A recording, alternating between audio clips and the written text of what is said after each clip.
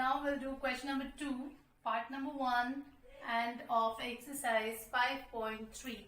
So here a series is given. Why we call it series? Because you will see here the sign of plus. So in this series we have to find out the sum up to the last term. So the series first we have to show it whether it is an AP or not.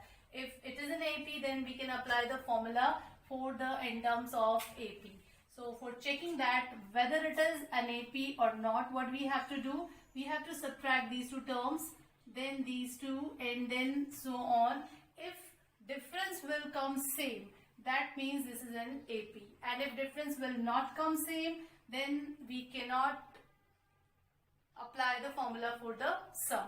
So for the first difference, that is 10.5 minus 7, this will, I can write it as 10 2s are 20 plus 1, 21 by 2 minus 7, and you can take LCM here, 21 minus 14, and that is 7 by 2.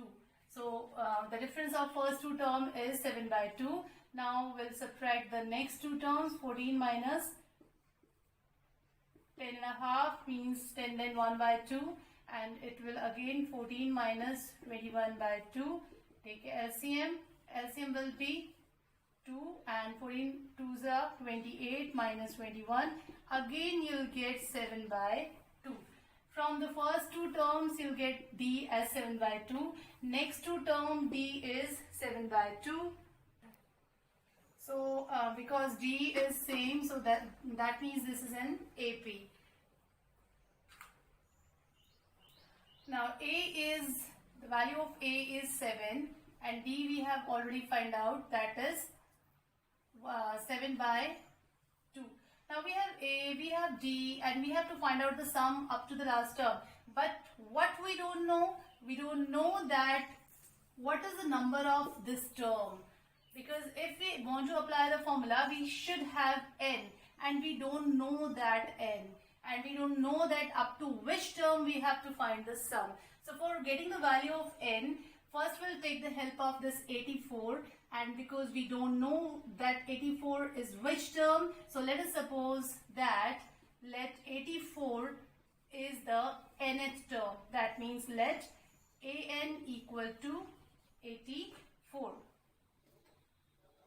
So if an is 84, apply the formula for an. A plus n minus 1 into D is 84, and A is 7, n we don't know, and D is 7 by 2 equal to 84. So now we'll solve it.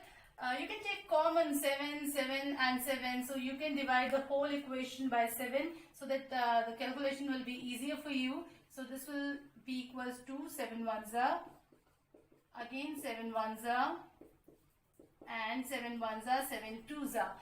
Now you can take this one here on right hand side. So n minus 1 into 1 by 2 is 12 minus 1, that is 11, and this implies n minus 1, this 2 will go there on that side, so it will be 11 into 2, and now what you will have, n minus 1 equal to 22, and n is equal to 23.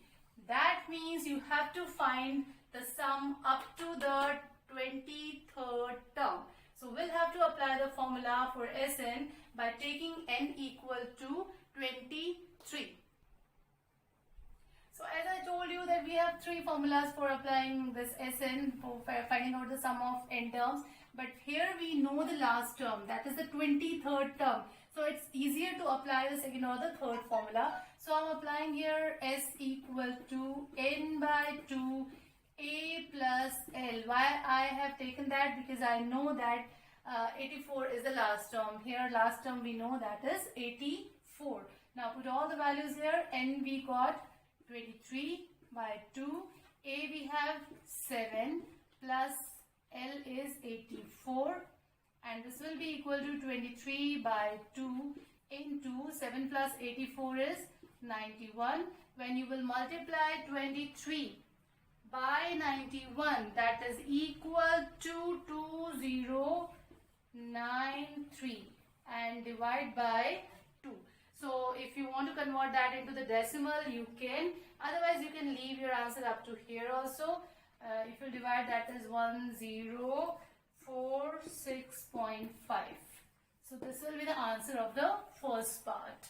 That's it.